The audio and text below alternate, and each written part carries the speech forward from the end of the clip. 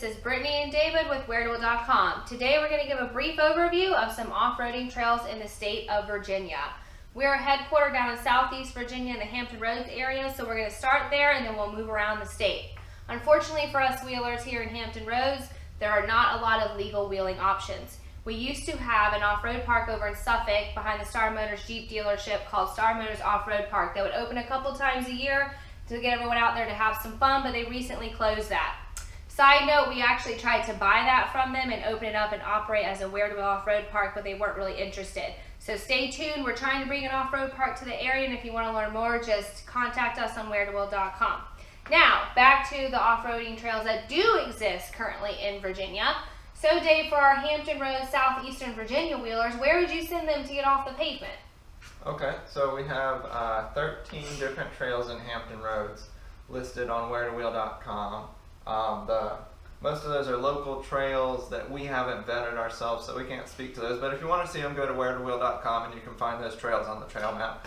The most notable one that we can talk about that's close to here is Corova Beach. Yes. It is in northeast North Carolina. It's 12 miles of beach that you can drive on. It doesn't require a permit. There's a lot of back winding roads that are all sand that you can drive through. You have to keep it below 25 miles an hour. There's a lot of wild horses on the beach that you can get close to and look at, but you got to keep at least 50 feet between you and the wild horses. Very important. Also, there's a lot of deep water crossings in Corova. Yes, it's the best to go when they've had a lot of rain recently. So like this week, we're about to get a lot of rain. This next weekend would be prime time to go. The back roads, they have a lot of dips and valleys, and they get very, very, very deep. When we were younger, we were off-roading back there, and we saw, what was the vehicle who got stuck? I've seen Jeeps on 37s, hydro-locked, having to get towed out of there. I had a Bronco on 40s that... we lost all of our groceries because that's it been flooded. flooded. So make sure you're prepared. Hood vents, snorkels, just because it doesn't look deep, they are. They're really deep back there, but it's a lot of fun. Yeah, it is a lot of fun, but either let the bigger truck in front of you go first or test it with a stick before you drive through a water pit. Yes, and we normally would go, it's about 3.5 hours from the Virginia Beach area, so we leave early in the morning, air down. There's a gas station right before you head on the beach, go out all day, camp, and then get off the beach around 5 or 6 o'clock for a 3.5 hour drive back. So prepare for a long day trip, but it's a lot of fun. Yep, yeah, so that's Corova Beach. And like I said, there's more trails in Hampton Roads, but you have to get on Where to Wheel to find those. And if we're going to move north and then west, we're looking at next population center of Richmond. Yeah, there's not much between here and Richmond. Correct. Richmond used to have Red Cloud Off-Road, but that was an off-road park that was shut down due to somebody getting hurt. And so now there's not much in Richmond, so then we've got to move even further north and even further west towards Charlottesville, and there we find a lot of trails in the mountains. So we have the Virginia mountains up there. One of the more popular ones is called Shoe Creek. Now this is a little bit shorter one. It's only 3 or 4 miles, but it's a popular one. It's in the mountains. It's a lot of rock climbing and hills, but right near it is also Crabtree Falls, so you can kind of tag team those two in one day. And not far from there is Bald Mountain Jeep Trail, which is really popular. And I believe Shoe Creek and Crabtree Falls actually connect. Yes. Yeah. And if you head over to Bald Mountain Jeep Trail, that one's a little bit longer. Takes about 3 hours. It's a little more difficult. So, but you can see reviews and more information about all these trails we're discussing in the video today on the WhereToWheel.com map, which is free to access and use. So that's about all. Most of those are located near the George Washington National Forest, which we're going to get to that in just a minute, which has a lot of trail systems in it in northern Virginia. So is there anywhere else in the Charlottesville area you would send them? No, you got Shoe Creek, Crabtree Falls, Bald Mountain. Those on are those popular trails, ones. yeah, on those trails you can expect 33s would probably do you just fine getting through there. It'd be easier if you're going to have one locker, but it's nothing too extreme. You don't need 37s and double lockers. You'll be alright with 33s and open differentials. Awesome. And so if we keep moving up, we're going to head into Northern Virginia, or as we call it, Nova. And up there, the big popular one, like I mentioned, is the George Washington National Forest. There's actually a George Washington National Forest OHV system located up in Northern Virginia that's very popular. Yeah, and that's thousands of miles of fire roads. You stay the trail. Yes. As long as you stay the trail, the game wildlife game officials won't bother you. But if you do go off the trail and they see you off the trail, you're going to get a ticket if you're going and messing around where you shouldn't be in the George Washington National Forest. Yes, and another big trail that we'll point out in that forest is Peter Mills Run OHV Trail, and that is near Edinburgh, Virginia. It's a popular one for Jeep people in the area. So, but as Dave said, please make sure to stay the trails and check all of the opening and closings, because they do close in the winter, and current conditions on the George Washington National Forest website. Is there anywhere else for our Northern Virginians to go? No, you mentioned Peters Mill. The only thing I'll mention also is in the George Washington National Forest, you get a lot of creek crossings, and those can usually be a pretty good time.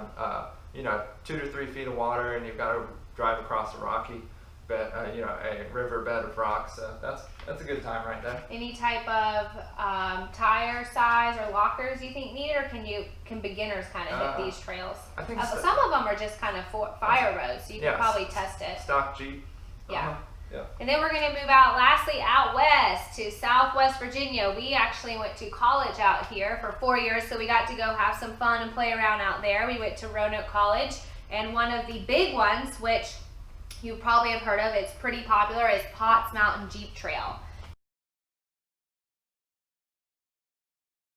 We have been on this trail in the snow, we have been in the rain, in regular conditions, and I'm going to tell you, this is not a trail for beginners at all. It is very difficult. It's straight up and straight down. There's not a lot of room for turning around, so highly recommend for Jeeps, trucks. We've had a friend who almost got stuck a couple times because, like I said, once you get up, there's not a lot to come back down. Yep. Yeah, we've had to turn around. We're in an H3 on 35s with a rear locker, and we were able to make it probably 60-70% of the way of the trail, but we did have to turn around and go back down. Yeah, we did this one once. We got a big snowstorm, and so we were like, let's go to Potts Mountain. It was fun, but it was a sheet of ice. So if it snows, it's even more challenging. You can test out your skills. It's a lot of slipping and sliding, especially coming down. We actually had to have people get out and walk to kind of help keep the vehicles from sliding off. There's a big lake on one side, so definitely not for beginners, and would definitely recommend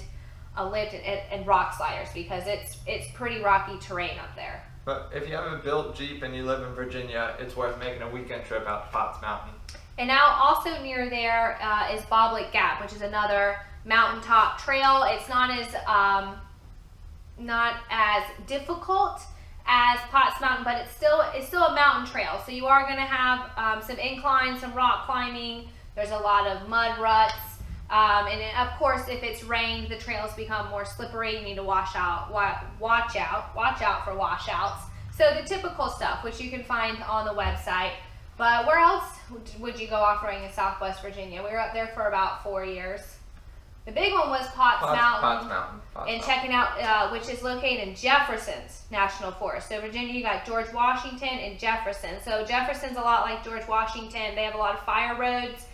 So we would go out there and go camping, and all the trucks and Jeeps, would drive the fire roads. Same thing as David said, stay the trail. Don't be doing anything illegal. Check their websites. They do have certain closures, and they do close certain parts of the park when they're doing maintenance.